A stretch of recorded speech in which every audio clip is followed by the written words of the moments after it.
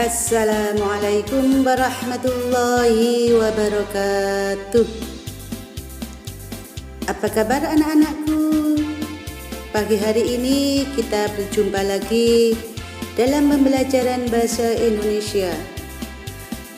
Sebelum pembelajaran kita mulai, marilah kita berdoa dulu. Semoga dalam pembelajaran nanti kita mendapatkan perlindungan dari Allah Subhanahu wa Ta'ala dan mendapatkan ilmu yang bermanfaat.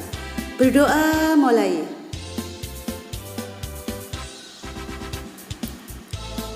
Berdoa selesai. Anak-anakku yang soleh dan solihah, minggu kemarin kita mempelajari tentang teks eksposisi. Kali ini kita lanjutkan tentang menyimpulkan isi teks eksposisi. Di dalam menyimpulkan teks eksposisi, kita mempelajari kompetensi dasar 4.5, menyimpulkan isi teks eksposisi dalam kurung artikel ilmiah populer dari koran dan majalah yang diperdengarkan dan dibaca. Indikator pencapaian: 1. Menyimpulkan isi teks eksposisi. 2. Menentukan gagasan utama teks eksposisi. 3. Menentukan jenis-jenis paragraf teks eksposisi. Yang dibahas dalam menyimpulkan teks eksposisi: 1. Gagasan utama dan gagasan khusus. Yang kedua, jenis-jenis paragraf berdasarkan gagasan utamanya. 1. Gagasan utama sebagai dasar penyimpulan isi teks. Gagasan umum, gagasan utama atau ide pokok, yaitu merupakan gagasan yang menjadi dasar pengembangan suatu paragraf. Contoh, sebelum itu kondisi hutan Indonesia benar-benar sudah memprihatinkan. Dalam kurun waktu 50 tahun, hutan Indonesia mengalami penurunan luas sebesar 64 juta hektar.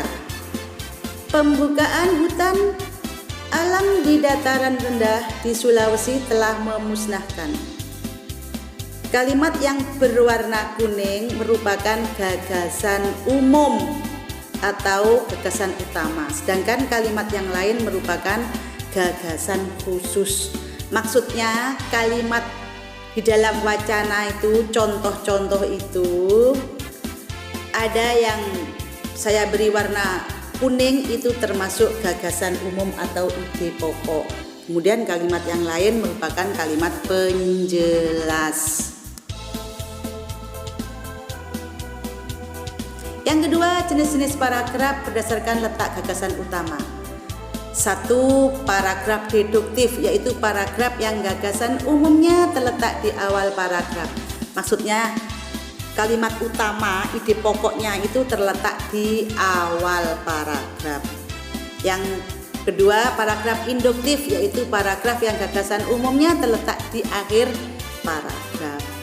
Yang ketiga, paragraf campuran, yaitu paragraf yang gagasan umumnya terletak pada kalimat pertama dan kalimat terakhir. Maksudnya di sini, di dalam paragraf itu, di awal paragraf itu termasuk kalimat utama, di kalimat terakhir disimpulkan lagi, itu termasuk paragraf campuran.